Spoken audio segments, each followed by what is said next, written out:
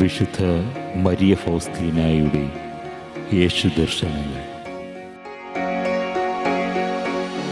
പ്രതിജ്ഞ. എത്ര വില കൊടുത്തും എൻ്റെ ഉൾപ്രേരണകളോട് വിശ്വസ്തത പുലർത്തും. കുമ്പസാരക്കാരനോട് ആലോചിക്കാതെ ഞാൻ സ്വന്തമായി ഒന്നും ചെയ്യുകയില്ല. വ്രതനവീകരണം. രാവിലെ ഉണർന്നപ്പോൾ മുതൽ എൻ്റെ ആത്മാവ് ദൈവസ്നേഹക്കടലിൽ പൂർണ്ണമായും ആഴ്ത്തപ്പെട്ട അവസ്ഥയിലായിരുന്നു. ദൈവത്തിൽ ഞാൻ പൂർണ്ണമായും ലയിച്ചുപോയ അനുഭൂതി. വിശുദ്ധ കുർബാനയുടെ സമയത്ത് അവിടത്തോടുള്ള എൻ്റെ സ്നേഹം പരമകാഷ്ഠയിലെത്തി. വ്രതനവീകരണത്തിനും കുർബാന സ്വീകരണത്തിനും ശേഷം പെട്ടെന്ന് ഞാൻ ഈശോനാഥനെ കണ്ടു.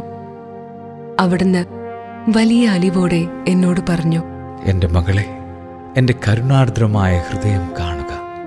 ഞാൻ അവിടുത്തെ തിരുഹൃദയം വീക്ഷിച്ചപ്പോൾ രക്തവും വെള്ളവുമായി ചിത്രത്തിൽ വരച്ചിരിക്കുന്നത് പോലെയുള്ള പ്രകാശരശ്മികൾ അതിൽ നിന്ന് പുറപ്പെട്ടു. കർത്താവിന്റെ കരുണ എത്ര വലുതാണെന്ന് ഞാൻ മനസ്സിലാക്കി.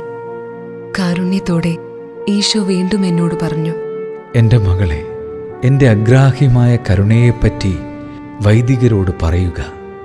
കരുണയുടെ ജ്വാലകൾ എന്നെ ചുട്ടുപൊള്ളിക്കുന്നു. വ്യയം ചെയ്യാനത് ആർത്തു വിളിക്കുന്നു. ആത്മാക്കളിലേക്ക് അത് ചൊരിയുവാൻ ഞാൻ അഭിലഷിക്കുന്നു. എൻ്റെ നന്മയിൽ വിശ്വസിക്കാൻ അവർ ആഗ്രഹിക്കുന്നില്ല. പെട്ടെന്ന് ഈശോ അപ്രത്യക്ഷനായി.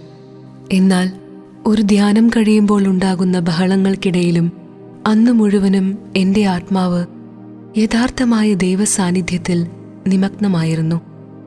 ഒന്നും എന്നെ അസ്വസ്ഥപ്പെടുത്താൻ പര്യാപ്തമായിരുന്നില്ല. എൻ്റെ ആത്മാവ് ദൈവത്തിലായിരുന്നു.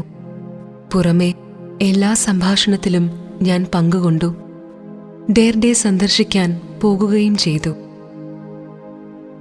ഇന്ന് 3ാമത്തെ പരിശീലനകാലം ആരംഭിക്കുകയാണ്. നൊവിഷ്യറ്റിൽ മറ്റ് സിസ്റ്റേഴ്സ് അവരുടെ പരിശീലനത്തിലായിരുന്നതിനാൽ ഞങ്ങൾ 3 പേരും മദർ മാർഗ്രറ്റിന്റെ അടുത്തെത്തി. മദർ മാർഗ്രറ്റ് ഒരു പ്രാർത്ഥനയോടെ ആരംഭിച്ചു. 3ാമത്തെ പരിശീലനം എങ്ങനെയായിരിക്കുമെന്ന് വിവരിച്ചു തന്നു. നിത്യവ്രത വാഗ്ദാനം എന്ന കൃപയുടെ പ്രാധാന്യം പറഞ്ഞു മനസ്സിലാക്കി തന്നു. പെട്ടെന്ന് കർത്താവിന്റെ എല്ലാ കൃപകളും കൺമുന്നിൽ ഞാൻ കണ്ടു.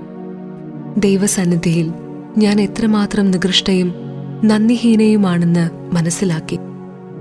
ഉടൻ ഞാൻ ഉച്ചത്തിൽ കരയാൻ തുടങ്ങി. മറ്റു സിസ്റ്റേഴ്സ് എന്നെ ഇങ്ങനെ ആക്ഷേപിച്ചു, എന്തിനാണ് അവൾ പൊട്ടിക്കരഞ്ഞത്? എന്നാൽ ഇതത്ര കാര്യമാക്കേണ്ടതില്ല എന്ന് പറഞ്ഞുകൊണ്ട് മദർ മാർഗ്രറ്റ് എന്റെ സഹായത്തിനെത്തി. ആ മണിക്കൂറിന്റെ അവസാനം ഞാൻ ദിവ്യകാരുണ്യ സന്നിധിയിൽ അടഞ്ഞ് ഏറ്റവും വലിയ നികൃഷ്ടയും ദുരിതപ്പെട്ടവളുമായ എൻ്റെ ആത്മാവിനെ അവിടുത്തെ കരുണയാൽ സൗഖ്യപ്പെടുത്തി വിശദീകരിക്കണമേ എന്ന് യാചിച്ചു. അപ്പോൾ ഞാൻ ഈ വാക്കുകൾ ശ്രവിച്ചു: എൻ്റെ മകളെ, അലറി വിഴുങ്ങുന്ന അഗ്നിയിലേക്ക് എറിയപ്പെടുന്ന ചുള്ളിക്കമ്പുകൾ പോലെ എൻ്റെ സ്നേഹാഗ്നിയിൽ നിന്റെ ദുരിതങ്ങൾ എരിഞ്ഞുപോകും.